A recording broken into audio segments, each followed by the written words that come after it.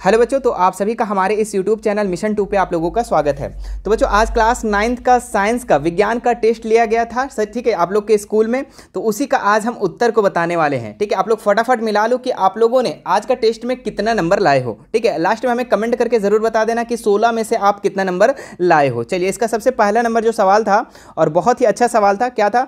निम्न में से कौन पदार्थ है, ठीक है। तो ऑप्शन है यहाँ पे स्नेह, गंध, वायु, विचार। तो इसमें से बच्चों आप लोग का जो वायु है ये एक पदार्थ है, बाकी कोई पदार्थ नहीं। स्नेह जो होता है प्यार, प्यार करना क्या पदार्थ है? गंध, सूंघना कोई पदार्थ है।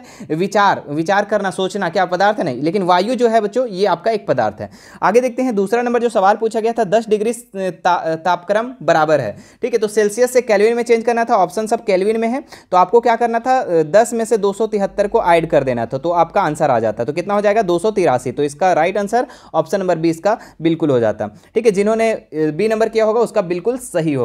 चलिए तीसरा नंबर देखिए, 25 डिग्री सेल्सियस पर जल की भौतिक अवस्था क्या होगी, ठीक है। तो 25 डिग्री सेल्सियस पर जल की जो भौतिक अवस्था होगी बच्चों ये आपका द्रव होगी, ठीक है, तरल होगी यानी द्रव। ऑप्शन नंबर 20 का बिल्कुल राइट हो जाएगा, ठीक है। आगे बढ़ते हैं 4 नंबर, किसी तत्व के द्रव्यमान के प्रति इकाई आयतन को कहते हैं, ठीक है।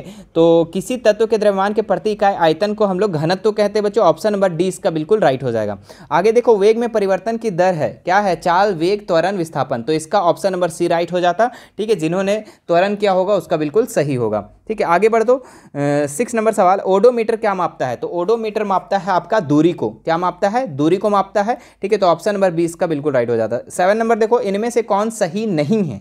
ध्यान देना कि सही नहीं पूछ रहा है, ठीक है। तो सही कौन कौन है सबसे पहले वो अलग कर दो। तो ये सही है, गति का पहला सूत्र, गति का 3 सूत्र था ना जी। तो ये एक सूत्र, ये दूसरा सूत्र, ये तीसरा सूत्र, तीनों सूत्र आपका यहाँ पे दिया गया है। लेकिन ये जो है ना चौथा, ये आपका सूत्र नहीं है, ठीक है, ये गलत है, ठीक है। तो ऑप्शन नंबर 20 का बिल्कुल राइट हो जाता, ठीक है। आगे देखो 8 नंबर, वेग समय ग्राफ के नीचे के क्षेत्रफल क्षेत्र से मापी गई राशि है, ठीक है। तो ऑप्शन है यहाँ पे वेग, दूरी, त्वरण, इनमें से कोई नहीं, ठीक है। तो इसका जो राइट आंसर हो जाएगा आप लोग का दूरी, ठीक है। इसमें से ध्यान रखना कि विस्थापन भी हो सकता है, दूरी भी हो सकता है, इसमें थोड़ा हम भी कंफ्यूज है, ठीक है। तो आप लोग इसको सटीक आंसर ला करके और आप हमें कमेंट भी कर देना, ठीक है। तो दूरी भी हो सकता है या विस्थापन भी हो सकता है, विस्थापन होगा तो इनमें से कोई नहीं होगा, ठीक है। तो इस चीज़ का आप ध्यान रखेंगे 8 नंबर सवाल का, ठीक है। मुझे भी थोड़ा कंफ्यूजन लग रहा है, उसको ढूंढ रहे थे नहीं मिल पाया, ठीक है। आगे देखो 9 नंबर सवाल, 98 न्यूटन के भार के पिंड का द्रव्यमान होगा, ठीक है। तो इसका जो हो जाएगा बच्चों आप लोग का, इसका मैं उत्तर को ही बता देता हूं कैसे सॉल्व होगा, ठीक है। देखो सॉल्व करना जरूरी है, सॉल्व कर लेंगे तो आने वाले एग्जाम के लिए बहुत ज़्यादा हेल्पफुल होगा, ठीक है। अभी बहुत सारे एग्जाम आपके बचे, अर्धवार्षिक परीक्षा, प्री बोर्ड, फाइनल बोर्ड, बहुत सारे बचे है ना। तो देखो इसका एक फॉर्मूला होता है, क्या होता है? तो W बराबर mg, ठीक है। जिसमें W बराबर होता है कि कितना न्यूटन है वो बताना है, आपका वेट, ठीक है, भार बताना है, और m का मतलब मास और g से ग्रेविटेशन, ठीक है। लेकिन हम लोग को क्या निकालना है? द्रव्यमान, यानी कि मास निकालना है। तो मास यहीं रहने दो, g को इधर ले आ जाओ, तो W/g हो जाएगा और यहाँ पे m हो जाएगा, ठीक है। तो W कितना है? तो W है आपका, भार कितना है? तो 98 लिख देंगे।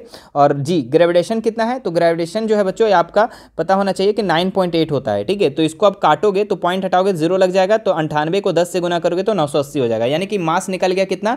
10, ठीक है। तो 10 kg इसका राइट आंसर हो जाएगा। ऑप्शन नंबर सी इसका बिल्कुल सही हो जाएगा, ठीक है।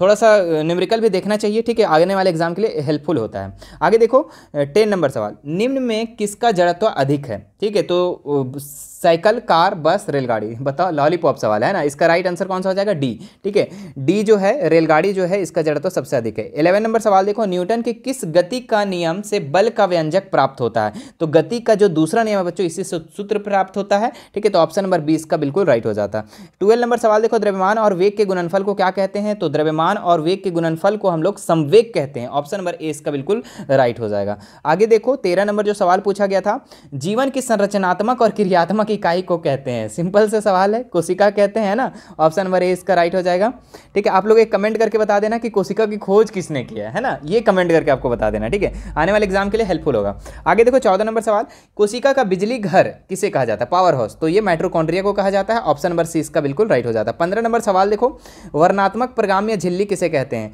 तो प्लाज्मा झिल्ली को वर्णात्मक प्रगाम्य झिल्ली कहते हैं। ऑप्शन नंबर सी इसका बिल्कुल राइट हो जाता, ठीक है। आगे देखो 16 नंबर लास्ट सवाल है, प्राकैरियोटिक कोशिका का आकार होता है, ठीक है। तो ये होता है 1 से लेके 10, ठीक है, नैनोमीटर। तो ऑप्शन नंबर ए इसका बिल्कुल राइट हो जाता। ठीक है, कौन कितना सही किया है ये हमें कमेंट करके बता दो। कमेंट करके जल्दी से नीचे बताओ कि आज का जो एग्जाम था, आज का टेस्ट था, वो आप लोग कितना सही किए हो। ठीक है, कौन कौन अच्छे से पढ़ करके गया था। ठीक है, उम्मीद है कि सभी का अच्छा मार्क्स आएगा। ठीक है, कमेंट जरूर करना। ठीक है, और आने वाले एग्जाम की तैयारी करने के लिए बच्चों हमारे चैनल को अगर सब्सक्राइब नहीं किए हो तो सब्सक्राइब जरूर कर लेना।